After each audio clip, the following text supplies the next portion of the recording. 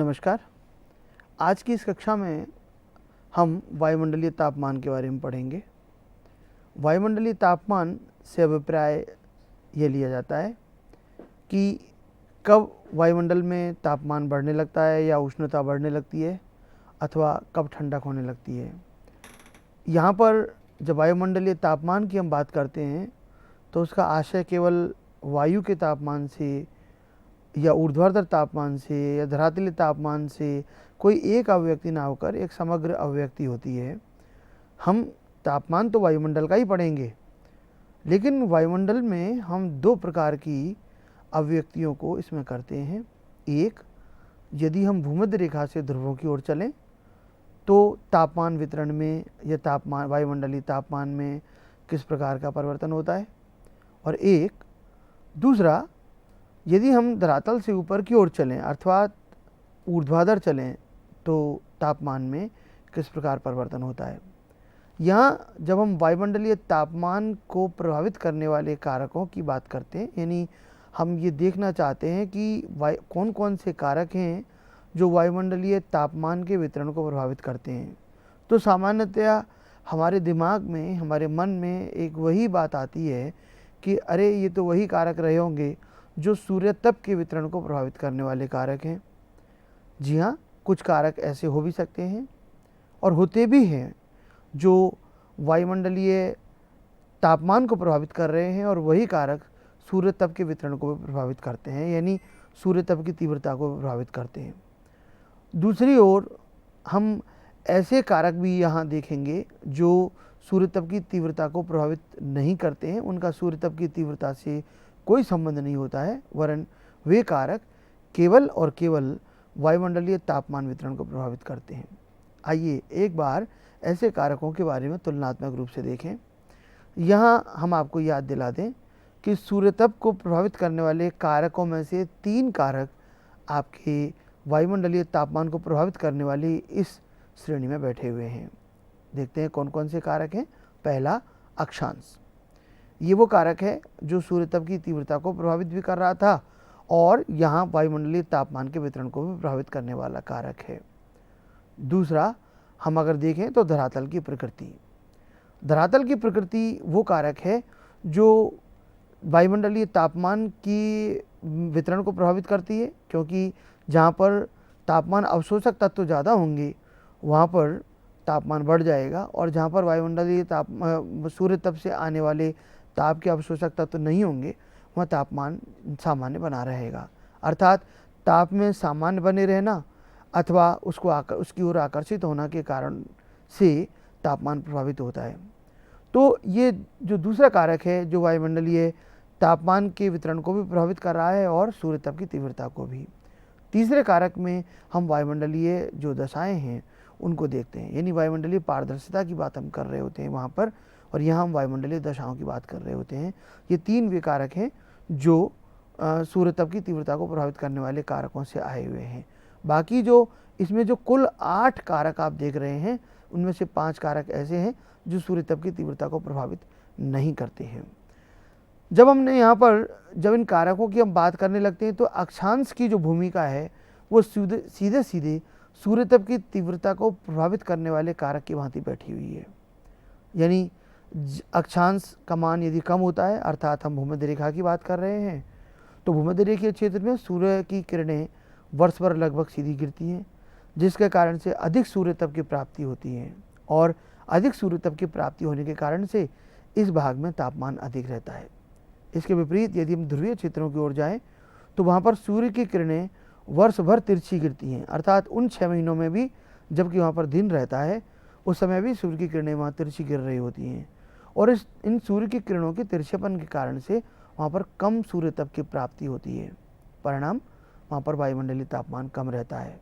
इसलिए यहाँ अक्षांश की भूमिका सूर्य तप को प्रभावित करने वाले कारक के रूप में बैठी हुई है, अर्थात सूर्य तप जहाँ ज़्यादा प्राप्त होगा वहाँ तापमान ज़्यादा होगा, और जहाँ सूर्य तप कम प्राप्त होगा वहाँ पर तापमान कम रहेगा। इस प्रकार जब हम इन कारकों की बात हम देखते हैं तो हमें यहाँ पर एक चीज़ और नज़र आती है कि उनमें से जिन कारकों की हमने बात की है जो सूर्य तप की तीव्रता को प्रभावित कर रहे हैं उनके अलावा जब हम महासागर से ये धरातल से ऊंचाई की बात करने लगते हैं तो धरातल से ऊंचाई में क्या होता है कि वहाँ पर जैसे जैसे हम धरातल से ऊपर की ओर जाते हैं तो वायुमंडल का आयतनीय प्रसार होने लगता है।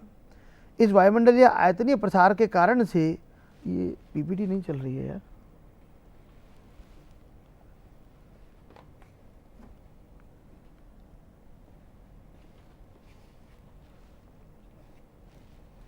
हाँ?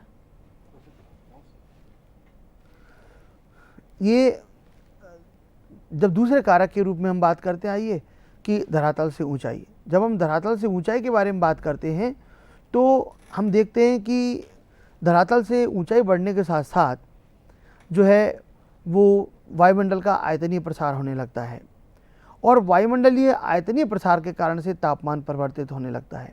यहाँ उन 3 कारकों का जिनका अभी हमने उल्लेख किया कि ये वे कारक हैं जो सूर्य तप को प्रभावित करने वाले कारकों से आए हुए हैं। तो यहाँ देखिए उनमें अक्षांश के मान के प्रतिलोमानुपाती होता है वायुमंडलीय तापमान, अर्थात जैसे जैसे अक्षांश का मान बढ़ेगा अर्थात हम भूमध्य रेखा से ध्रुवों की ओर जाएंगे तो तापमान में कमी होती जाएगी। इसी प्रकार धरातल से ऊंचाई के संदर्भ में भी वायुमंडलीय तापमान जो है वो प्रतिलोमानुपाती होता है, अर्थात जैसे जैसे हम धरातल से ऊपर की ओर चलेंगे वायुमंडलीय तापमान में कमी होती जाएगी। और तीसरा वायुमंडलीय पारदर्शिता का प्रतिलोमानुपाती है, यानी वायुमंडलीय पारदर्शिता यदि बढ़ेगी तो तापमान कम होता चला जाएगा और यदि वायुमंडलीय पारदर्शिता कम रहेगी तो वायुमंडलीय पारदर्शिता यदि कम होगी तो तापमान बढ़ जाएगा। यहाँ बड़ा एक विचित्र विरोधाभास आप देखते हैं सूर्य तप के संदर्भ में और वायुमंडलीय तापमान के संदर्भ में। आपको याद दिला दें कि वायुमंडलीय पारदर्शिता का संबंध सूर्य तप के साथ सीधा सीधा अर्थात समानुपात का होता है। वायुमंडलीय पारदर्शिता अधिक होती है तो सूर्य तप का मान बढ़ता है और वायुमंडलीय पारदर्शिता यदि कम होती है तो सूर्य तप का मान कम हो जाता है। इसके विपरीत यहाँ वायुमंडलीय तापमान में हम क्या देख रहे हैं कि वायुमंडलीय पारदर्शिता बढ़ेगी तो तापमान कम हो जाएगा और वायुमंडलीय पारदर्शिता घटेगी तो तापमान बढ़ जाएगा। ऐसा क्यों होता है, इसके बारे में हम आपको यहाँ छोटी सी एक बात बताना चाहेंगे कि हम कल्पना करें इस तरह की एक घटना की, इन दोनों जो हथेलियाँ आप देख रहे हैं इनके बीच में वायुमंडल बैठा हुआ है। जब हम सूर्य तप की कल्पना करते हैं तो यानी सूर्य की किरणें ऊपर से आ रही हैं और जब हम वायुमंडलीय तापमान की बात करते हैं तो वायुमंडल का ऊष्मन पार्थिव यानी धरातल से निकलने वाले विकिरणों के कारण से होता है। जब हम सूर्य तप की बात करेंगे और जब सूर्य की किरणें ऊपर से नीचे जब वायुमंडल में प्रवेश करेंगी और यदि वायुमंडल में अवरोध होंगे यानी पारदर्शिता कम होगी यानी उसमें धूल धुआं आदि के जमाव ज़्यादा होंगे तो सूर्य से आने वाली ये सूर्य तप की किरणें ये नीचे वायुमंडल में प्रवेश नहीं कर पाएंगी और जब प्रवेश नहीं करेंगी तो वो धरातल तक नहीं पहुंच पाएंगे। ऐसी स्थिति में सूर्य तप का मान घट जाएगा।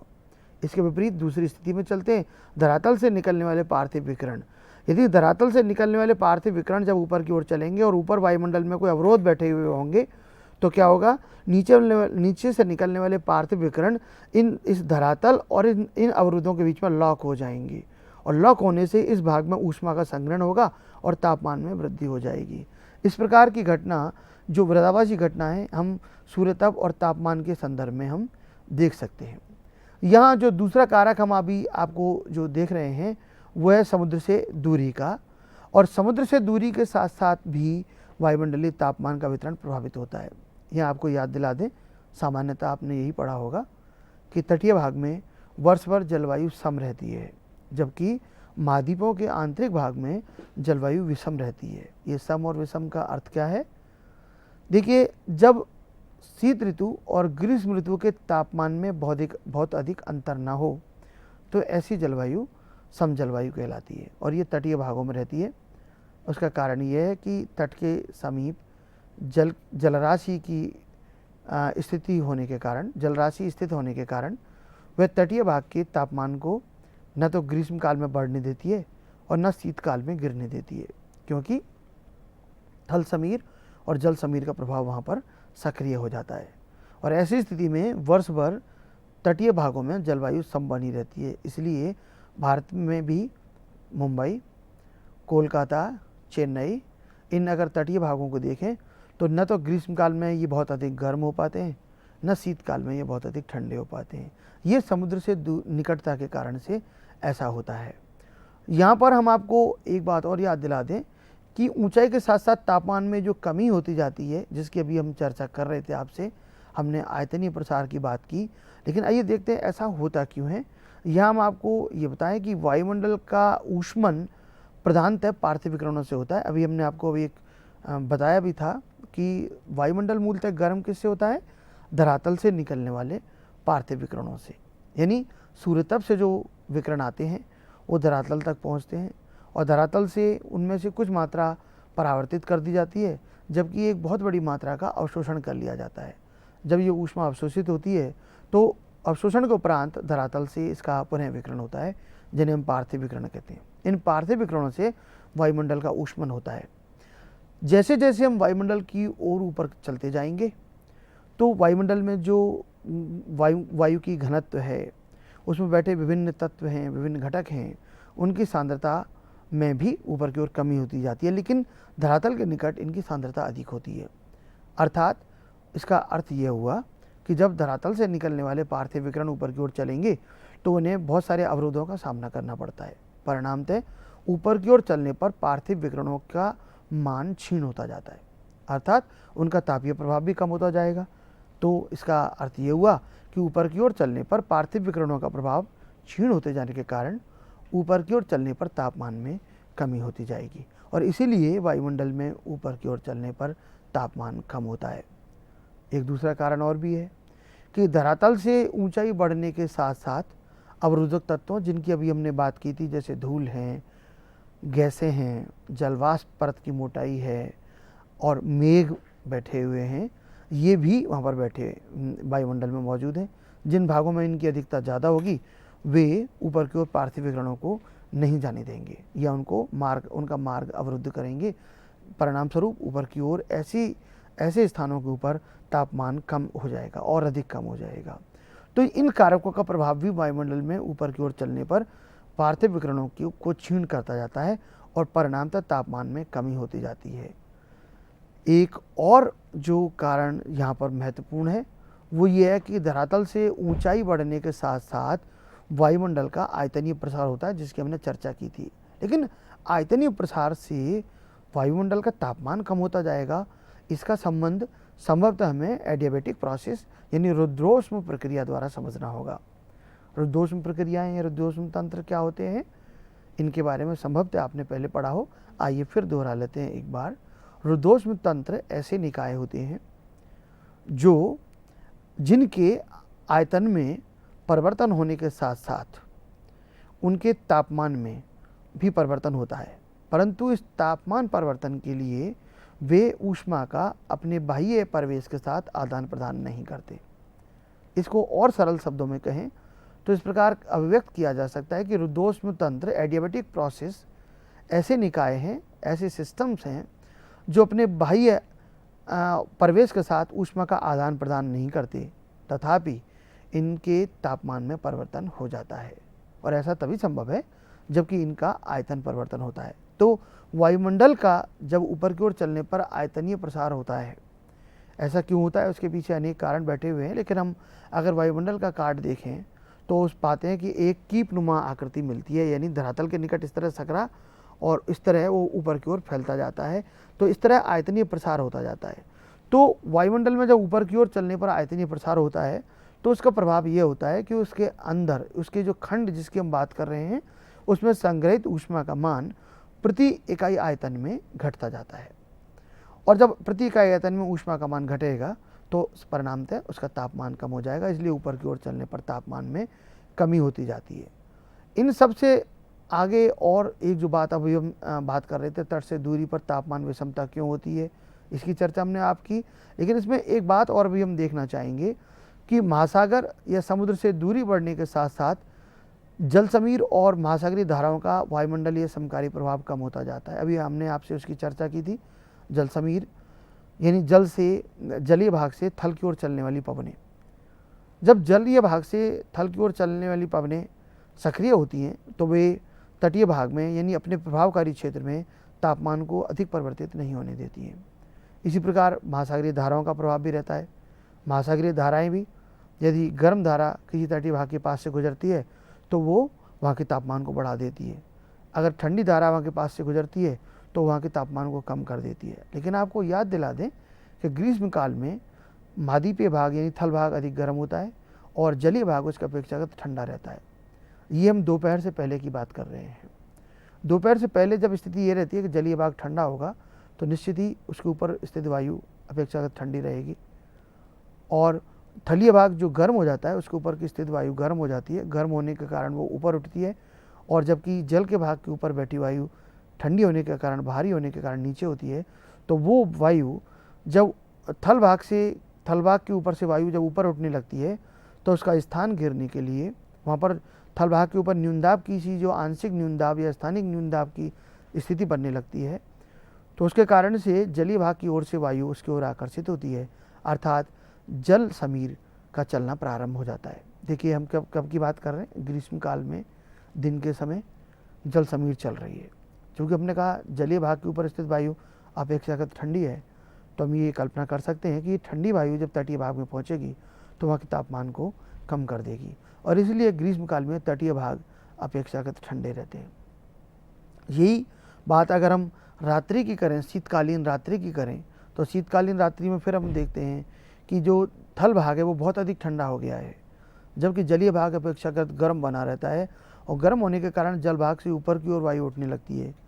और ऊपर वो ना भी उठे तब भी उसकी अपेक्षा जो थल भाग के ऊपर जो वायु है वो अपेक्षाकृत अत्यधिक ठंडी हो जाती है। उसका घनत्व अधिक बढ़ने के कारण वो जल भाग की ओर अग्रसर होने लगती है, यानी थल समीर सक्रिय हो जाती हैं। ये घनत्व परिवर्तन के कारण हो रहा है, और जब ये जल भाग की ओर जब ये थल समीर चलेंगी तो वहाँ पर पहले से बैठी अपेक्षाकृत गर्म वायु को वो ऊपर उठाने लगती है, और इस प्रकार थल समीर का संचार होता है। अब देखिए वहाँ पर जब ठंडी वायु जब जल के ऊपर जाएगी तो वहाँ पर क्या होगा, वो वहाँ के तापमान को कम कर देंगी।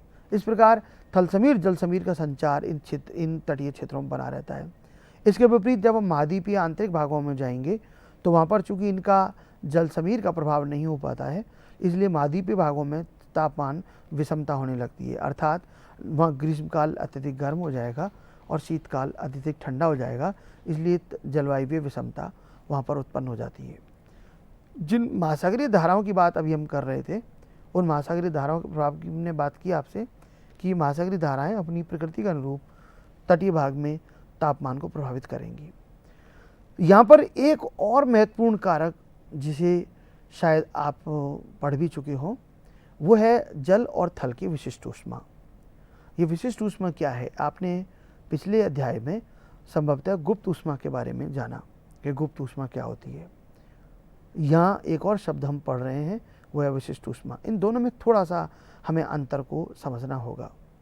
देखिए गुप्त ऊष्मा की बात जब की गई थी तो कहा गया था कि पदार्थ की अवस्था परिवर्तन के समय निश्चित ताप पर उसके द्वारा ली गई अथवा त्यागी गई ऊष्मा को गुप्त ऊष्मा कहते हैं।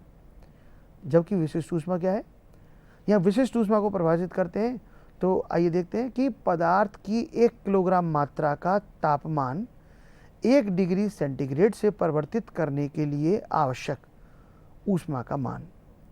अब यहाँ ये ऊष्मा आवश्यक नहीं है ली जाए, निर्भर करेगा तापमान परिवर्तन की दिशा क्या है। यदि हम 1 डिग्री सेल्सियस से तापमान कम करना चाहते हैं तो निश्चित ही ऊष्मा का त्याग होगा, यानी ऊष्मा निकलेगी।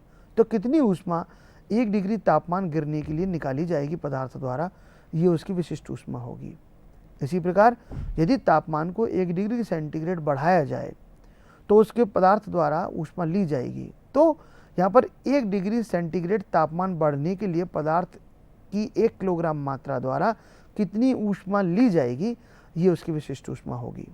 तो विशिष्ट ऊष्मा का मान जो थल और जल की विशिष्ट ऊष्मा है वो भी तटीय भाग में और तापमान वितरण को प्रभावित करता है। कैसे?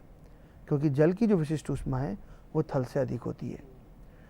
अधिक होने के कारण से जल देर से तो गर्म होता है और देरी से ठंडा होता है। इसकी अपेक्षाकृत थल भाग शीघ्रता से ठंडा हो जाता है और शीघ्रता से गर्म होता है। इसलिए थलीय भाग में तापमान की विषमता अधिक रहती है, जबकि जलीय भाग में तापमान की विषमता कम रहती है। इसी कारण से तापमान वितरण थल और जल पर भी प्रभावित होता है, यानी थल और जल का वितरण भी तापमान को प्रभावित करता है।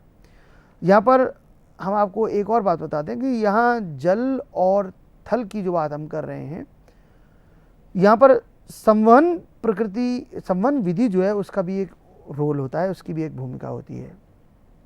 कैसे कि जब जल गर्म होने लगता है तो जल का प्रसारण उसकी ऊपरी भाग में, ऊपरी जो परत है उसका आयतनीय प्रसार होने लगता है, तो जल इधर उधर चलने लगेगा।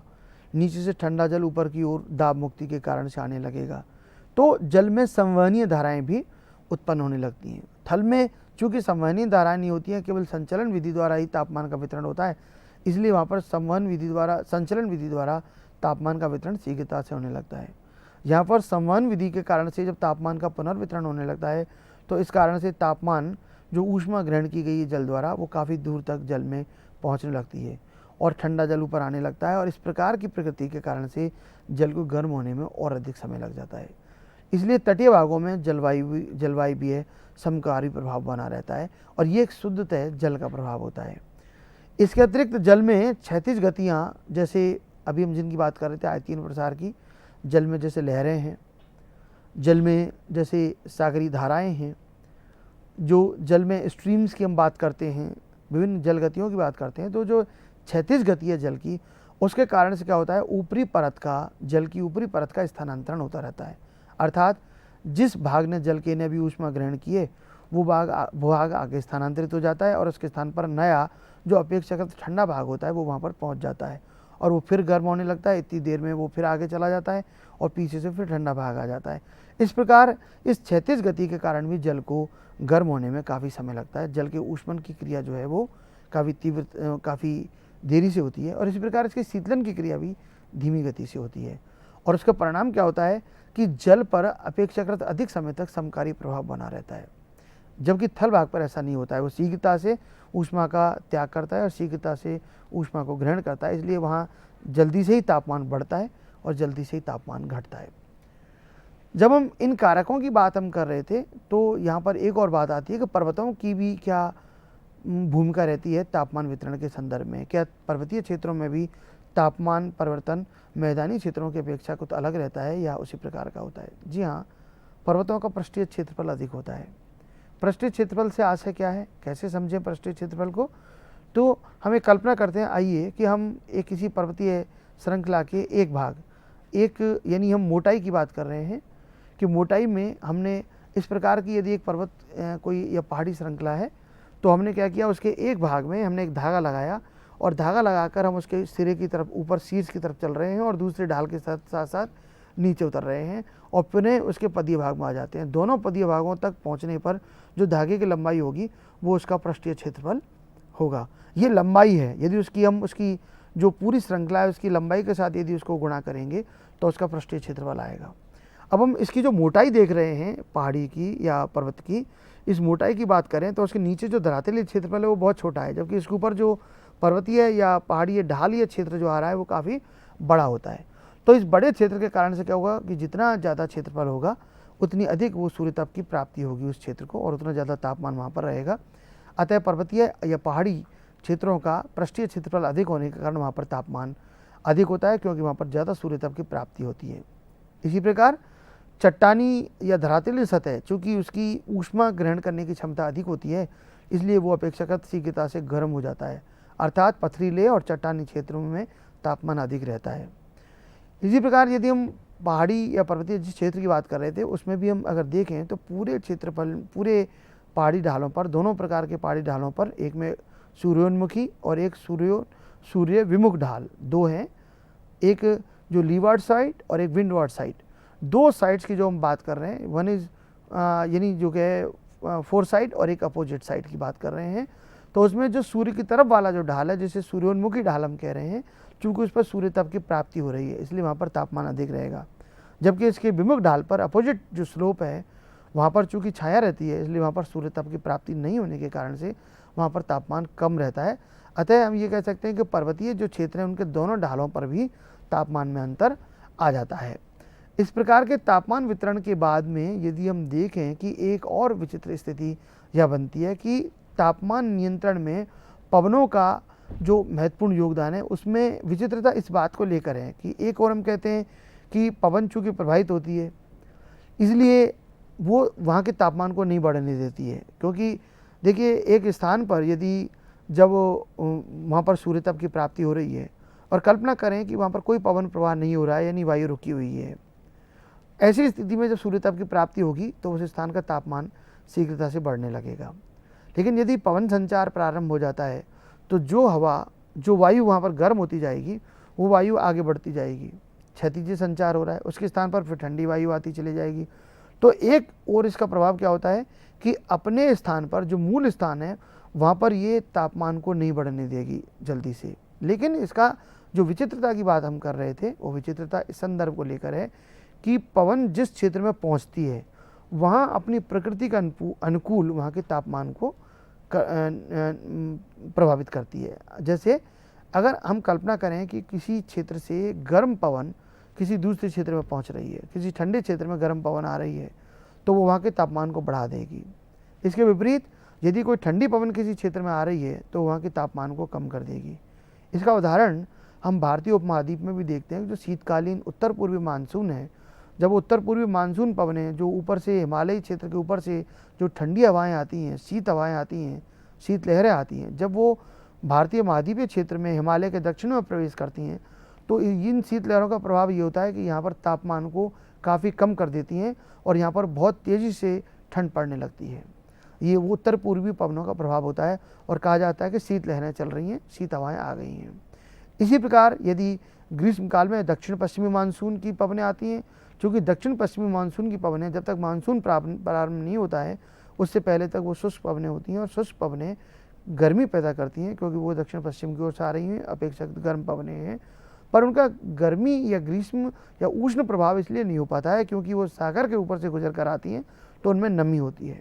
ये नम पवनें तटीय क्षेत्र में वर्षा कर देती हैं और उसके बाद जब आगे बढ़ती हैं तो शुष्क गर्म पवन के रूप में आगे चलती हैं और तापमान में वृद्धि करती हैं। तो पवनों का क्या प्रभाव हुआ कि वे अपनी प्रकृति के अनुरूप तापमान को प्रभावित करती हैं या परिवर्तन करती हैं। गर्म पवनें तापमान बढ़ाती हैं जबकि ठंडी पवनें तापमान कम कर देती हैं। और इसी प्रकार का प्रभाव महासागरीय धाराओं का होता है। जब किसी तट के पास से गर्म धारा गुजरती है तो वहाँ के तापमान को बढ़ा देती है और यदि किसी तट के पास से ठंडी धारा गुजरती है तो वहाँ के तापमान को कम कर देती है। यहाँ हम आपको एक बात और याद दिलाना चाहेंगे कि महासागरीय धारा का जल भी ऋतु पर निर्भर करता है। कुछ ऐसे संदर्भ भी हैं जहाँ पर क्या होगा, जब शीतकाल होगा क्योंकि थलीय भाग या तटीय भाग अपेक्षाकृत ठंडा रहेगा उस समय जल भाग अपेक्षाकृत गर्म होने के कारण वो जल राशि, वो जल धारा गर्म धारा के रूप में व्यवहार करती है। इसके विपरीत ग्रीष्म काल में वही जल धारा ठंडी धारा के रूप में भी व्यवहार करती है। ऐसा कुछ संदर्भों में होता है। जो हिंद महासागर में धाराएं जिन्हें हम देखते हैं, जब मानसून की प्रकृति के अनुरूप उन धाराओं का परिवर्तन होता है, उनकी दिशा का परिवर्तन होता है, उस समय उस जल राशि का, उस जल धारा का व्यवहार तापमान से प्रेरित होता है। तो इस प्रकार जो हम देख रहे थे कि किस प्रकार वायुमंडलीय तापमान को प्रभावित करने वाले कारकों का प्रभाव रहता है, किस प्रकार वो तापमान के वितरण को प्रभावित करते हैं। यहाँ जब हम वायुमंडलीय तापमान के बारे में जब जानते हैं या जान लेते हैं तो उसके बाद एक और बात आती है कि वायुमंडलीय तापमान को अभिव्यक्त कैसे किया जाए। हम किसी स्थान विशेष का तापमान डिग्री सेंटीग्रेड में या डिग्री फ़ारेनहाइट में हम दर्शाते हैं। आपने जो नेशनल न्यूज़ चैनल्स पे समाचार सुनते हैं या किसी अन्य चैनल पर जब आप समाचार सुनते हैं तो आपने मौसम संबंधी समाचार में जब आप देखते हैं तो महानगरों का तापमान, अन्य नगरों का तापमान, अन्य शहरों का तापमान आपको दर्शाया जाता है और डिग्री सेंटीग्रेड में तापमान दर्शाते हैं। हम जब तुलनात्मक वितरण प्रारूप दर्शाना हो, क्योंकि हम तापमान वितरण की बात कर रहे हैं, तो किसी स्थान विशेष के तापमान से हमारा उद्देश्य सफल नहीं होता, हमारा उद्देश्य पूरा नहीं होता। वरन हमें तापमान वितरण की प्रवृत्ति को समझना होता है कि धरातल पर तापमान की वितरण की प्रवृत्ति को कैसे दर्शाया जाए ताकि हम विश्व स्तर पर तापमान के वितरण प्रतिरूप को समझ सकें। उसके लिए जो एक विधि काम में ली जाती है वो है समताप रेखाएं। समताप रेखाएं एक ऐसा माध्यम है जिससे हम स्थानिक स्तर से लेकर वैश्विक स्तर तक तापमान के वितरण प्रारूप को दर्शा सकते हैं, धरातल पर भी और ऊर्ध्वाधर भी। तो समताप रेखाएं होती क्या हैं? देखिए, हम समताप, आपने समोच्च रेखाओं के बारे में पढ़ा होगा, समान ऊंचाई वाले स्थानों को मिलाते हुए खींची गई काल्पनिक रेखाएं समोच्च रेखाएं हैं। ठीक इसी प्रकार यहाँ पर समताप रेखाओं को यदि हम परिभाषित करते हैं तो हम कहते हैं कि समताप रेखाएं समुद्र तल पर समायोजित समान तापमान वाले स्थानों को मिलाते हुए खींची गई या गुजरने वाली काल्पनिक रेखाएं होती हैं। यहाँ पर हम आपको कुछ चीज़ याद दिलाना चाहेंगे, बल्कि उसे हम आपको स्पष्ट करना चाहेंगे कि यहाँ एक शब्द यूज किया गया है, प्रयोग में लाया गया है, समायोजित तापमान। समायोजित तापमान क्या होता है, इसके बारे में हम आपसे अभी चर्चा करेंगे। पर ध्यान दीजिए कि जब कभी कुछ लोग भ्रमवश, भूलवश समताप रेखाओं की परिभाषा जो इस प्रकार दे देते हैं कि समान तापमान वाले स्थानों को मिलाते हुए खींची गई काल्पनिक रेखाएं या गुजरने वाली काल्पनिक रेखाएं समताप रेखाएं कहलाती हैं, वो गलत है। क्योंकि समान तापमान, कौन सा समान तापमान? क्या वो वास्तविक तापमान है? नहीं, वो वास्तविक तापमान नहीं होता है उस स्थान का, वो समायोजित तापमान होता है। तो तापमान का जब हम समायोजन करते हैं, उससे पहले हम आपको यहाँ पर ये बात आपको और बताना चाहेंगे कि स्थानिक वास्तविक तापमान को समुद्र तल पर समायोजित किया जाता है, और समायोजन करने के उपरांत में फिर जब जो समायोजन के उपरांत जो तापमान प्राप्त होता है उसको मिलाते हुए जो काल्पनिक रेखाएं खींची जाती हैं वे समताप रेखाएं कहलाती हैं। समायोजन किस प्रकार का होगा, इसको भी अब हमें देखना है। हम इसको समायोजन को भी कह सकते हैं, इसे संशोधित तापमान भी यूज़ किया जाता है, लेकिन संशोधन जो है वो समुद्र तल के आधार पर होता है। उसका आधार क्या है समायोजन का या संशोधन का? वो समुद्र तल है। समुद्र तल से जब हम ऊपर की ओर चलते हैं तो ये कहा जाता है कि ऊपर की ओर चलने पर लगभग 6.5 डिग्री सेंटीग्रेड तापमान प्रति किलोमीटर कम होता जाता है। इसे सामान्य ताप ह्रास दर कहते हैं, NLR, normal lapse rate of temperature. सामान्य ताप ह्रास दर क्या है? 6.5 डिग्री सेल्सियस, 6.5 डिग्री सेल्सियस पर किलोमीटर, प्रति किलोमीटर की दर से ये कम हो रहा है।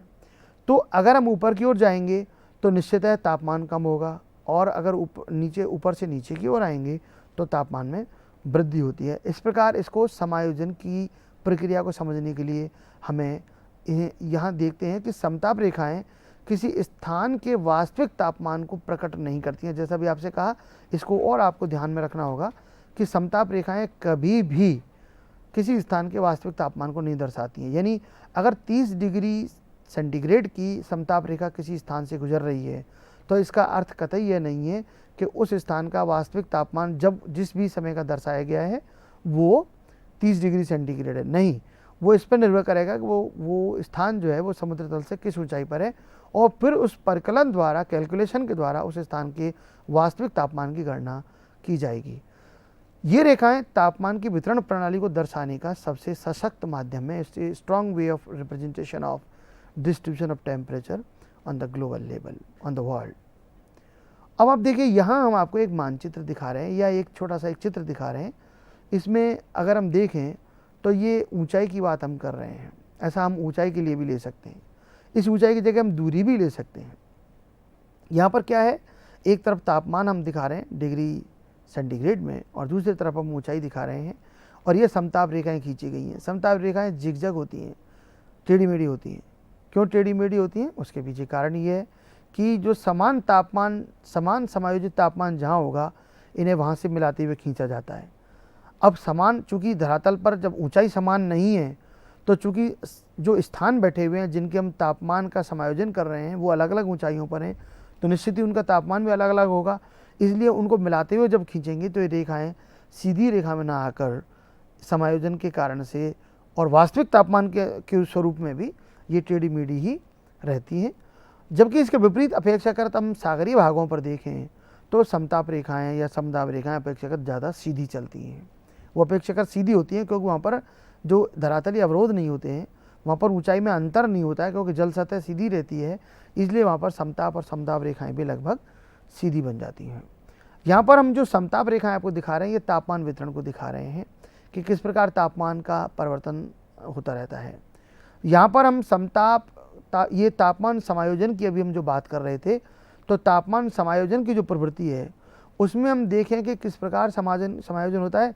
तो आइए एक उदाहरण लेते हैं कि माना कोई स्थान धरातल से 1 किलोमीटर की ऊंचाई पर है तथा वहाँ का वास्तविक तापमान हम मान लेते हैं 26 डिग्री सेल्सियस है। ध्यान दीजिए, हम कल्पना कर रहे हैं कि कोई स्थान समुद्र तल से, धरातल जिसे हम कह रहे हैं यहाँ पर समुद्र तल से मान रहे हैं कि समुद्र तल से 1 किलोमीटर की ऊंचाई पर है तथा वहाँ का वास्तविक तापमान 26 डिग्री सेल्सियस है। जब हम इस तापमान को समायोजित करेंगे, यानी हमें जब समुद्र तल से 1 किलोमीटर ऊपर की ओर जाएंगे तो हम 6.5 के स्थान पर 6 डिग्री मान लेते हैं। ये उदाहरण के लिए है कि 6 डिग्री जब हम ऊपर जाएंगे 1 किलोमीटर तो वहाँ पर 6 डिग्री सेंटीग्रेड तापमान कम हो जाएगा। तो जब ऊपर की ओर कम हो जाएगा तो वहाँ का वास्तविक तापमान कितना है 26, और वहाँ पर जब समायोजन करेंगे तो वहाँ पर तापमान कितना हो जाएगा 6 डिग्री सेल्सियस वहाँ से कम हो जाएगा। अर्थात समुद्र तल के आधार पर यदि उस स्थान को अगर हम नीचे ले आएँ, समुद्र तल पर माने, तो ये तापमान 26 डिग्री सेल्सियस हो जाएगा। यहाँ पर हम एक बार वापस इस गणना को करते हैं कि देखिए, माना कोई स्थान समुद्र तल से, जिसे हम धरातल यहाँ कह रहे हैं, समुद्र तल से 1 किलोमीटर की ऊंचाई पर है तथा वहाँ का वास्तविक तापमान 26 डिग्री सेल्सियस है। यदि सामान्य तापराश दर 6 डिग्री सेल्सियस प्रति किलोमीटर मान ली जाए तो 1 किलोमीटर की ऊंचाई पर इस स्थान का समायोजित तापमान 26 - 6 यानी 20 डिग्री सेल्सियस होगा उस ऊंचाई पर जाकर। लेकिन यदि इस स्थान को हम धरातल पर माने तो इसका तापमान 32 डिग्री सेल्सियस हो जाएगा। इस प्रकार का जब समायोजन किया जाता है तो हम समायोजन में देखते हैं कि कुछ स्थितियां ऐसी हो जाती हैं जिसके कारण से हम तापमान को समान स्तर पर लाने का प्रयास करते हैं और उसका आधार पर समताप रेखाओं को खींचा जाता है। इन समताप रेखाओं से, यानी ऊपर से नीचे की ओर नीचे उतरने पर वास्तविक तापमान में 6.5 डिग्री सेल्सियस यानी औसत सामान्य तापराश दर जोड़कर, जबकि ऊपर चलने पर 6.5 डिग्री सेल्सियस घटाकर समायोजित तापमान परिकलित किया जाता है। इसके विपरीत यदि ऊपर से नीचे उतरने पर समायोजित तापमान को यदि वास्तविक तापमान में परिवर्तित करना हो तो ऊपर से नीचे उतरने पर समायोजित तापमान में 6.5 डिग्री सेल्सियस घटाकर, जबकि ऊपर चलने पर 6.5 डिग्री सेल्सियस जोड़कर वास्तविक तापमान परिकलित किया जाता है। यहाँ हम अगर चित्र से समझें तो ये देख सकते हैं कि यदि हम धरातल से ऊपर की ओर चल रहे हैं तो तापमान को घटाना है, और अगर ऊपर से नीचे की ओर जा रहे हैं तो तापमान को जोड़ना है। इसके विपरीत यदि हम समायोजित तापमान से वास्तविक तापमान की गणना करना चाहते हैं तो धरातल से ऊपर की ओर चलने पर हमें तापमान को जोड़ना है, औसत तापमान दर को, और ऊपर से नीचे की ओर चलने पर हमें घटाना है। इस प्रकार हम तापमान का समायोजन कर पाते हैं। समताप रेखाओं की जो अभी हम बात कर रहे थे कि इन समताप रेखाओं की मतलब जो वितरण प्रतिरूप को दर्शाती हैं, यहाँ इनकी प्रकृति के बारे में एक और तथ्य आपको बताना चाहते हैं कि समताप रेखाओं की निकटता, यानी जहाँ समताप रेखाएं ज़्यादा पास पास होती हैं वहाँ पर ताप प्रवणता का मान अधिक होता है। ताप प्रवणता क्या है? तापमान परिवर्तन की इकाई दूरी के सापेक्ष परिवर्तन की दर। तापमान की इकाई दूरी के सापेक्ष परिवर्तन की दर को तापमान प्रवणता कहते हैं। यानी जहाँ समताप रेखाएं नज़दीक नज़दीक होंगी, पास पास होंगी, वहाँ तापमान, इसका मतलब तेज़ी से बदल रहा है, बहुत तीव्रता से परिवर्तित हो रहा है, और जहाँ समताप रेखाओं के बीच दूरी बढ़ जाती है वहाँ पर तापमान धीरे से परिवर्तित हो रहा है, यानी ताप प्रवणता की दर कम हो गई है, अर्थात तापमान परिवर्तन की दर कम है। इस तापमान परिवर्तन की दर का जो विश्लेषण किया जाता है ये केवल तापमान के लिए नहीं है, ये पवन प्रवाह वेग, वायुदाब परिवर्तन, यानी दाब प्रवणता आदि के बारे में भी इंगित करती है कि कहाँ हवाएं तेज़ी से चलेंगी। जहाँ तापमान में परिवर्तन तेज़ी से होगा, यानी वहाँ पर स्वतः स्पष्ट है कि वहाँ पर दाब परिवर्तन की दर भी तेज़ होगी, और दाब परिवर्तन की तेज़ होगी तो वहाँ पर पवन प्रवाह वेग भी तेज़ी से होगा। यानी जहाँ समताप रेखाएं नज़दीक हैं वहाँ पर दाब परिवर्तन की दर भी अधिक होगी और वहाँ पर पवनों का प्रवाह वेग भी तीव्रता से होगा। इसके विपरीत जहाँ समताप रेखाओं के बीच दूरी अधिक होती है वहाँ पर दाब परिवर्तन की दर भी धीमी हो जाती है और पवनों का प्रवाह वेग भी कम हो जाता है, धीमा होता है।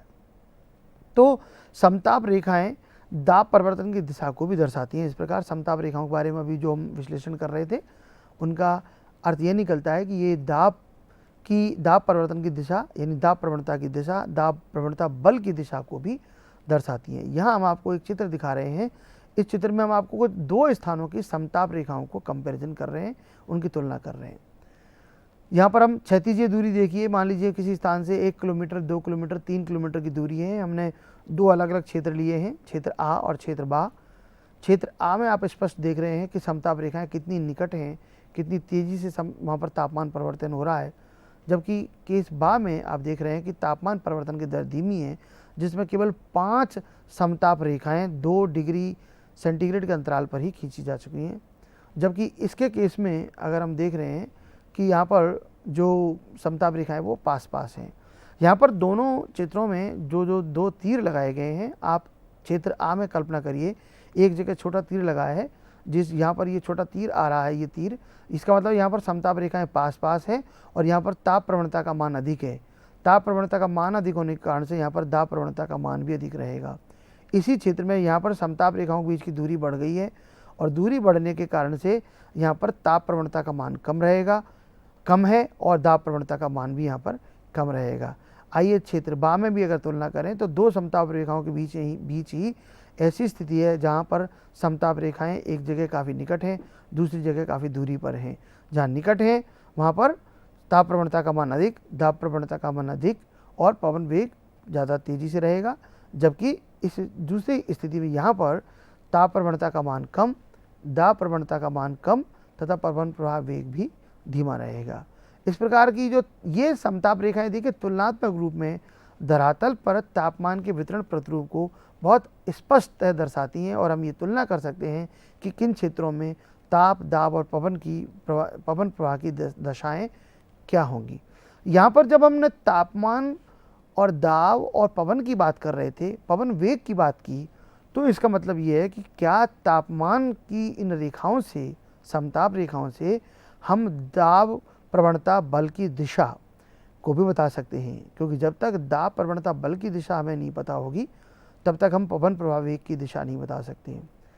निश्चित ही आपको हम यहाँ बताना चाहेंगे कि समताप रेखाओं की जो स्थिति है, समताप रेखाओं द्वारा ताप प्रवणता की दशा, दाब प्रवणता बल की दशा और पवन प्रवाह वेग की दिशा को भी दर्शाया जा सकता है। कैसे? आइए देखिए, चित्र 2 में हम देखते हैं कि एक चित्र 2 में यहाँ देखिए, इन 2 में अभी आपसे जो बात बता रहे थे कि ताप प्रवणता यहाँ पर कम है इन दोनों चित्रों में, और इन दोनों क्षेत्रों में ताप प्रवणता जो कम बता रहे थे, यहाँ पर इसके अलावा ताप प्रवणता अधिक, ये कम वाले क्षेत्र, ताप प्रवणता अधिक वाले ये 2 क्षेत्र हैं जिनकी भी आपसे बात की गई थी। ये दोनों ताप प्रवणता ज़्यादा है और यहाँ ताप प्रवणता कम है। इसके अलावा हम आपसे जो दूसरे अभी ये बात कर रहे थे उसमें ये है कि समताप रेखाओं द्वारा दाब प्रवणता बल की दशा का भी प्रदर्शन होता है। कैसे? देखिए, यहाँ पर ये अधिक ताप की रेखा है, यहाँ पर ये कम ताप की रेखा है। जहाँ ताप अधिक है वहाँ पर दाब कम हो जाएगा, न्यून दाब की स्थिति बनने लगेगी, और जहाँ पर ताप कम है वहाँ पर अपेक्षाकृत उच्च दाब रहेगा, क्योंकि ताप और दाब एक दूसरे के प्रतिलोमानुपाती होते हैं क्षैतिज संदर्भ में, यदि अन्य कारक स्थिर रहें या अन्य प्रभाव वहाँ पर, अन्य गतिक प्रभाव वहाँ पर सक्रिय ना हो, तो ताप दाब के या दाब ताप के व्युत्क्रमानुपाती होता है। यहाँ ताप अधिक है, इस जगह पर ताप अधिक है तो दाब कम रहेगा, यहाँ पर ताप कम है तो दाब अधिक रहेगा। चूँकि यहाँ पर दाब कम है और यहाँ दाब अधिक है तो यहाँ पर दाब प्रवणता की दिशा इस प्रकार बन जाएगी, यानी पवन की जो दिशा होगी वो इस प्रकार इधर से इधर की ओर चलेगी। पवन की दिशा इस क्षेत्र में भी इधर से इधर की ओर चलेंगी। ये दाब प्रवणता बल की दिशा है। इन चित्रों के बाद हम आपसे यहाँ पर एक चीज़ और आपको जो बताना चाहते हैं वो ये है कि ये जो समताप रेखाएं जिनकी अभी हम बात कर रहे थे, ये समताप रेखाएं यदि ध्रुवों की ओर मुड़ती हैं, इनके मुड़ने की प्रकृति बड़ी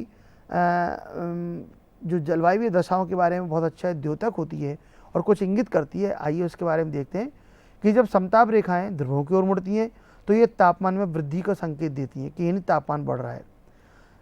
ये कहाँ की बात कर रहे हैं हम? जब उसकी तरफ मुड़ती हैं तो ये महाद्वीपों की ओर बात कर रहे हैं या महासागरों की ओर बात कर रहे हैं। जहाँ पर भी हम देख रहे हैं, यदि महाद्वीप और महासागरों पर हम देखेंगे, यदि इनका मुड़ना ध्रुवों की ओर हो रहा है तो वहाँ पर अपेक्षाकृत तापमान अधिक है, और यदि ये रेखाएं भूमध्य रेखा की ओर मुड़ती हैं तो इसका अर्थ यह है कि वहाँ पर तापमान अपेक्षाकृत कम हो रहा है।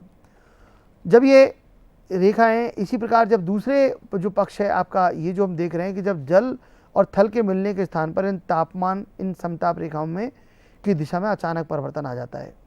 और ऐसा इसलिए होता है कि वहाँ पर ताप प्रवणता में अचानक परिवर्तन होता है, क्योंकि थल और जल की विशिष्ट ऊष्मा की हमने आपसे बात की थी, थल और जल की प्रकृति की हमने आपसे बात की। इसलिए थल और जल के जो मिलन स्थल हैं, यानी तटीय भाग हैं, वहाँ पर ताप प्रवणता में अचानक परिवर्तन होने के कारण से समताप रेखाओं की दिशा में भी अचानक परिवर्तन होता है। यहाँ पर हम आपको जो एक ये जो बात अभी बता रहे थे समताप रेखाओं के बारे में, तो अब हम देखें ऋतु के अनुसार से यदि हम महाद्वीपों की बात करते हैं और महासागरों की बात करते हैं, तो देखिए शीत ऋतु में महाद्वीपों पर ये रेखाएं भूमध्य रेखा की ओर और महासागरों पर ध्रुवों की ओर मुड़ती हैं। ध्यान दीजिए, शीत ऋतु की हम बात कर रहे हैं। शीत ऋतु पर क्या होगा, महाद्वीप अपेक्षाकृत ठंडे होंगे और जल भाग अपेक्षाकृत गर्म होगा। ऐसी स्थिति में क्या होगा कि महाद्वीप चूंकि अपेक्षाकृत ठंडे हैं, तो महाद्वीपों पर ये समताप रेखाएं ध्रुवों की ओर मुड़ेंगी, ये भूमध्य रेखा की ओर मुड़ेंगी, जबकि जो महासागरों पर ये रेखाएं चूंकि वहाँ पर अपेक्षाकृत गर्म बना हुआ है तापमान, अतः ये ध्रुवों की ओर मुड़ जाती हैं।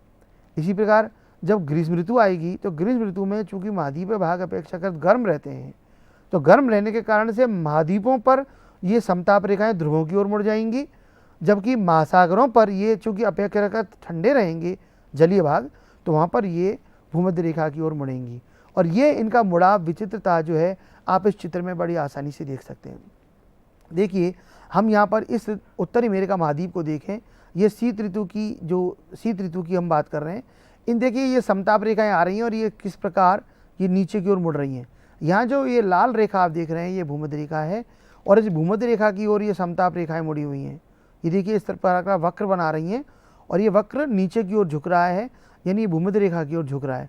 और इस झुकाव का अभी हमने आपको बताया कि शीत ऋतु में महाद्वीपों पर ये समताप रेखाएं ये भूमध्य रेखा की ओर मुड़ती हैं। इसी प्रकार आप एशिया महाद्वीप पर देखिए, ये समताप रेखाएं एशिया महाद्वीप पर भी कहाँ मुड़ रही हैं, भूमध्य रेखा की ओर मुड़ रही हैं। इसके विपरीत आप देखिए जलीय भाग पर आइए, ये जो अटलांटिक महासागर, अंध महासागर का जो क्षेत्र है, महासागरी भाग में जब हम देखेंगे तो समताप रेखाएं कहाँ मुड़ रही हैं, ध्रुवों की ओर मुड़ रही हैं। इन महाद्वीपों के विपरीत दिशा में ये ऊपर की ओर मुड़कर जा रही हैं, अर्थात ये इस बात को इंगित कर रहा है कि जल भाग पर तापमान अपेक्षाकृत अधिक है, जबकि महाद्वीपीय भाग पर तापमान अपेक्षाकृत कम है। अब यहाँ अभी आपसे तटीय भाग की बात कर रहे थे, तटीय भाग पर आने पर समताप रेखाओं की दिशा में अचानक परिवर्तन आ जाता है। अब देखिए यहाँ पर समताप रेखाएं इस तरह नीचे आई और नीचे आने के बाद जब तटीय भाग में आई तो वो उनका फिर ऊपर की ओर झुकना, ऊपर की ओर मड़ाव शुरू हो गया। इस प्रकार की ये जो स्थितियाँ हैं कि ये जो स्थितियाँ उत्पन्न होती हैं, ये हमें इस बात का इंगित करती है कि शीत ऋतु में किस प्रकार तापमान का वितरण महाद्वीपों और महासागरों पर होता है। ये अभी हम आपको जो बता रहे थे वो महाद्वीपों पर जो है, महाद्वीपों पर समताप रेखाओं की दिशा परिवर्तन को इंगित कर रहे हैं।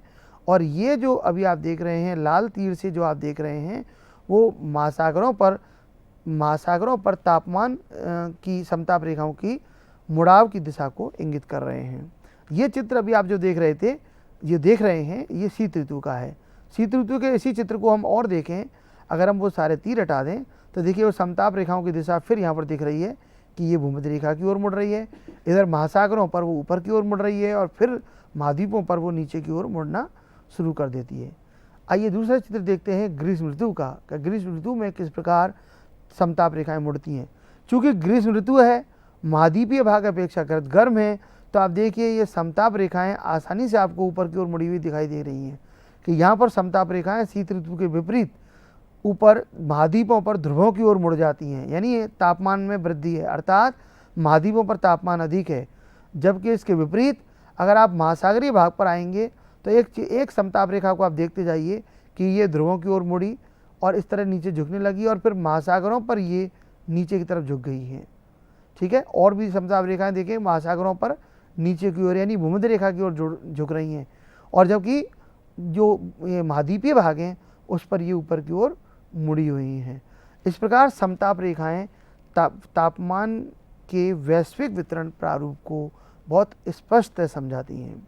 और यहाँ इस स्पष्टता का एक जो आशय है वो ये है कि हमें अच्छी तरह इस बात को समझ लेना चाहिए कि तापमान वितरण की प्रवृत्ति विभिन्न जलवायु दशाओं की प्रकृति अथवा उनके वितरण प्रारूप को समझने में मदद करती है। यदि हमें तापमान वितरण समझ में आता है तो हम बहुत आसानी से विश्व में जो है दाब परिवर्तन की प्रवृत्ति, दाब वितरण की दशा और पवन प्रभाव वेग की दिशा, पवन प्रभाव वेग की प्रवृत्ति, इनको समझने में हमें आसानी रहती है। ये जो ग्रीष्म ऋतु की अभी हम आपको और दिखा रहे हैं, ये जो महासागरीय भाग पर तापमान समताप रेखाएं जो नीचे झुक रही हैं, उनके वक्र को दर्शाती हुई ये लाल रेखाएं, लाल तीर से आपको दिखाया जा रहा है। अगर इसी भाग को हम और अगर दूसरे मानचित्र में देखें तो हम ये भी देख सकते हैं कि जब इसी प्रकार यदि हम तीर हटा दें तो मानचित्र दूसरे में आप फिर देखिए कि ये समताप रेखाएं ऊपर की ओर मुड़ी हुई हैं, महाद्वीपों पर ऊपर की ओर जा रही हैं, जबकि महासागरीय भाग में ये नीचे की तरफ झुकी हुई हैं। यहाँ एक चित्र और, इसी चित्र में हम आपको और एक चीज़ और नोट कराना चाहेंगे कि देखिए जितनी ज़्यादा अंतर इन रेखाओं में मुड़ाव उत्तरी गोलार्ध में नोट किए जाते हैं उतना दक्षिणी गोलार्ध में नहीं होते। दक्षिणी गोलार्ध में ये रेखाएं अपेक्षाकृत सीधी चलती हैं, कारण दक्षिणी गोलार्ध में जलराशि की अधिकता है, अर्थात वहाँ पर महाद्वीपीय कमी होने के कारण से जो तापमान वितरण में जो व्यवधान आते हैं, जल और थल की प्रकृति के कारण जो व्यवधान आते हैं वो दक्षिण गोलार्ध में कम है। इसलिए इसके अधिकांश भाग में समताप रेखाएं सीधी चलती हैं, ये सीधी चल रही हैं, जबकि उत्तरी गोलार्ध में शायद ही आपको कुछ ऐसे स्थान मिले जहाँ पर ये सीधी रहती है, क्योंकि वहाँ पर थल की अधिकता होने के कारण जल थल के व्यवधान इन समताप रेखाओं की दिशा को परिवर्तित कर देते हैं। ये रेखाएं ध्रुवों की ओर मुड़ती हैं क्योंकि शीत ऋतु में जल भाग थल की अपेक्षा गर्म रहता है, ग्रीष्म ऋतु में थल भाग जल की अपेक्षा गर्म रहता है। और यहाँ पर तापमान का जो क्षैतिज वितरण है उसकी यदि हम बात करते हैं तो यहाँ पर हम ये आपको बताना चाहेंगे कि तापमान के क्षैतिज वितरण का आशय ये है कि भूमध्य रेखा से ध्रुवों की ओर चलने पर तापमान में कमी होती जाती है। इसकी बात चर्चा हमने कई बार आपसे की है कि जब हम चूँकि भूमध्य रेखीय क्षेत्र में सर्वाधिक सूर्यताप की प्राप्ति होती है, इसलिए वहाँ पर वर्ष भर लगभग तापमान अधिक रहता है। लेकिन यहाँ आपको एक बात और कहना चाहेंगे कि ठीक भूमध्य रेखा के आसपास वाले क्षेत्र में तापमान सर्वाधिक नहीं रहता है, लेकिन अगर हम औसतन दृष्टि से देखें तो भूमध्य रेखीय क्षेत्र में तापमान की अधिकता रहती है, जबकि ध्रुवीय क्षेत्र में तापमान कम रहता है। तो तापमान की औसत वितरण प्रवृत्ति यह है कि भूमध्य रेखा से ध्रुवों की ओर चलने पर तापमान में कमी होती जाती है, परंतु भूमध्य रेखा एवं इसके समीप क्षेत्र में अधिकतम तापमान नहीं रहता है। ऐसा क्यों होता है? यदि इसके कारण जानना चाहें तो उसके कुछ कारण हैं। इस क्षेत्र में यानी भूमध्य रेखीय क्षेत्र में मेघाच्छादन की मात्रा अधिक रहती है, यानी वर्ष भर मेघ छाए रहते हैं। विशेषतः दोपहर के समय के बाद यहाँ पर मेघाच्छादन की दशा उत्पन्न हो जाती है, जिसके कारण से वहाँ पर वर्षा होती है। तो मेघाच्छादन की कारण से, वर्षा की अधिकता के कारण से यहाँ पर सूर्यताप की प्राप्ति कम होती है, और जिसके परिणाम स्वरूप क्या होता है कि वहाँ पर तापमान अधिकतम नहीं रिकॉर्ड किया जाता है। इस क्षेत्र में वाष्पीकरण की दर अधिक होती है, क्योंकि अपेक्षाकृत तापमान तो अधिक रहता है, अधिकतम नहीं रहता लेकिन तापमान अधिक रहता है, इसलिए अधिक तापमान के कारण वाष्पीकरण की दर यहाँ पर तेज़ रहती है। और वाष्पीकरण की दर अधिक होने के कारण से यहाँ पर क्या होगा कि जो वायुमंडलीय ऊष्मा है उसका गुप्त ऊष्मा में रूपांतरण हो जाता है और वायुमंडलीय तापमान में कमी हो जाती है, इसलिए यहाँ पर अधिकतम तापमान रिकॉर्ड नहीं किया जा सकता। तीसरी स्थिति क्या है? वायु के उठाव न्यून दाब दशाओं के कारण, यानी यहाँ पर जैसा बताया जाता है कि भूमध्य रेखा के क्षेत्र में दोनों ओर से उष्णकटिबंधीय जो पवनें आती हैं, एक ओर से उत्तर पूर्वी, दूसरी ओर से दक्षिणी पूर्वी पवनों का अभिसरण क्षेत्र है, ये ITCZ है, अंतरा उष्णकटिबंधीय क्षेत्र बनता है। यहाँ पर इस अभिसरण क्षेत्र में दोनों ओर से आने वाली पवनों का अभिसरण होने के कारण से वो पवनें ऊपर की ओर उठती हैं, अर्थात ये चक्रवातीय दशाएं उत्पन्न होती हैं। इन चक्रवातीय दशाओं के कारण से क्या होगा कि वहाँ पर वायु का ऊपर की ओर संवहन की प्रक्रिया अधिक प्रभावी हो जाती है, वाष्पीकरण की दर अधिक हो जाती है। इससे क्या होगा कि वहाँ पर तापमान में कमी हो जाती है। अधिक, जैसा आपको बताया, यहाँ पर वर्षा अधिक होती है तो तापमान में गिरावट हो जाती है, इसलिए यहाँ पर अधिकतम तापमान रिकॉर्ड नहीं होता। लेकिन ये जो औसत प्रवृत्ति अभी आपसे बात की गई थी, भूमध्य रेखा से ध्रुवों की ओर चलते हैं तो तापमान में कमी होती जाती है, लेकिन ये सर्वत्र नहीं है। इसकी स्थानिक प्रवृत्ति को देखें तो पहले भूमध्य रेखा से कर्क और मकर रेखाओं यानी 23.5 डिग्री उत्तर और 23.5 डिग्री दक्षिण रेखाओं की ओर देखें तो तापमान में पहले वृद्धि होने लगती है, और अधिकतम जो तापमान है वो 23.5 डिग्री उत्तर और 23.5 डिग्री दक्षिण रेखाओं यानी कर्क और मकर रेखाओं के आसपास रिकॉर्ड किया जाता है। ऐसा क्यों होता है? वहाँ पर तापमान अधिक क्यों रहता है? इसके भी कारण होते हैं। देखिए इस क्षेत्र में एक तो कर्क और मकर रेखाओं के जो समीपवर्ती क्षेत्र की हम बात कर रहे हैं, इनमें अधिकतम तापमान इसलिए रहता है क्योंकि वहाँ पर एक तो मेघाच्छादन नहीं होता है, यहाँ पर प्रतिचक्रवातीय दशाएं होती हैं। प्रतिचक्रवातीय दशाओं के कारण से क्या होगा कि वहाँ पर वायु का अवतलन होता है, यानी संवहन के विपरीत वायु का संचार हो रहा होता है और संवहन धाराएं ऊपर नहीं उठेंगी, तो यानी जलवाष्प लेकर जो संवहनी धाराएं ऊपर जानी थी, जब वो ऊपर नहीं जाएंगी तो मेघों का निर्माण नहीं होगा। तो इस क्षेत्र में मेघाच्छादन नहीं होने के कारण से सूर्य तप की प्राप्ति अधिक होती है, जिससे यहाँ पर तापमान अधिक रहता है। दूसरा कारण यह है कि प्रतिचक्रवातीय दशाओं के कारण से वाष्पीकरण की दर क्षीण हो जाती है, कमज़ोर पड़ जाती है। इसका तापीय प्रभाव ये होता है कि वाष्पीकरण की दर अगर कम होगी तो वहाँ पर ताप ज़्यादा रहेगा, यानी गुप्त ऊष्मा की आवश्यकता नहीं होगी, और गुप्त ऊष्मा के रूप में जब ऊष्मा का रूपांतरण नहीं होगा तो वहाँ पर ताप अधिक बना रहेगा। तीसरा जो कारण वहाँ पर वो है कि यहाँ पर इस क्षेत्र में वर्षा कम होती है, प्रतिचक्रवातीय दशाओं के कारण से यहाँ पर वर्षा कम होती है, और इन वर्षा के कम होने के कारण से वहाँ पर तापमान में वृद्धि हो जाती है। और चौथा एक और जो कारण हम आपको बताना, कारण नहीं बल्कि एक इंगित है, एक संकेत है कि जो अधिकतम तापमान की रेखा है वो वर्ष भर विषुवत रेखा नहीं रहती है, या विषुवत रेखा पर संभवतः कभी भी वर्ष में अधिकतम तापमान रिकॉर्ड नहीं होता है। उसके पीछे जो कारण बताए जाते हैं वो ये हैं कि वहाँ पर वर्ष भर संवहनीय धाराओं का संचार रहने के कारण से, संवहनीय कोशिकाओं के निर्माण के कारण से वहाँ पर संवहन प्रक्रिया होती है और वहाँ पर वर्षा होती रहती है, और वर्षा होने के कारण से वहाँ पर तापमान कम बना रहता है।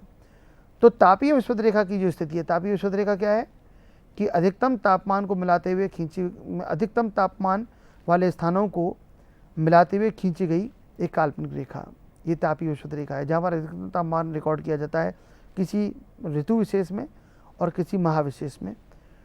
तो अगर हम ये देखें तापीय विषुवत रेखा, तो इसकी स्थिति में वर्ष पर परिवर्तन होता रहता है, और ये रेखा अपनी स्थिति 20 डिग्री उत्तरी अक्षांश से 10 डिग्री दक्षिण अक्षांश के बीच में बदलती रहती है, अपनी स्थिति परिवर्तित होती है। यानी जब उत्तरी गोलार्ध में ग्रीष्म ऋतु होगी तो इसका अधिकतम विस्थापन 20 डिग्री उत्तरी अक्षांश तक आ जाता है, और जब दक्षिणी गोलार्ध में ग्रीष्म ऋतु होती है, अर्थात उत्तरी गोलार्ध में जब शीत ऋतु होती है, तो इसका विस्थापन अधिकतम 10 डिग्री दक्षिण अक्षांश तक जाता है। इसका पुनः कारण जो 20 डिग्री और 10 डिग्री तक जो विपर्यास है, उसका कारण यह है कि उत्तरी गोलार्ध में महाद्वीपीय भाग की अधिकता होने के कारण तापमान विपर्यास अधिक रहता है, तापमान अधिक रहता है, औसत तापमान, इसलिए इस भाग में 20 डिग्री उत्तरी अक्षांश तक ये रेखा स्थापित हो जाती है, पहुंच जाती है। जबकि दक्षिणी गोलार्ध में जल की अधिकता होने के कारण से महाद्वीपीय अवरोध नहीं होते हैं, इसलिए तापीय समदशा बनी रहती है, और ये तापीय समदशा के कारण जल के अपने प्रभाव के कारण से यह अधिकतम तापमान केवल 10 डिग्री दक्षिण अक्षांश तक ही रिकॉर्ड किया जाता है। इसलिए इसके तापीय विषुवत रेखा का अधिकतम विस्थापन दक्षिणी गोलार्ध में 10 डिग्री दक्षिण अक्षांश तक ही रहता है। यहाँ पर इस चर्चा के साथ साथ हम आज के अध्याय को यहीं विराम देते हैं, और आपने इस अध्याय में जो चीज़ें देखी हैं संभवतः वे आपके लिए लाभकारी रहेंगी। धन्यवाद।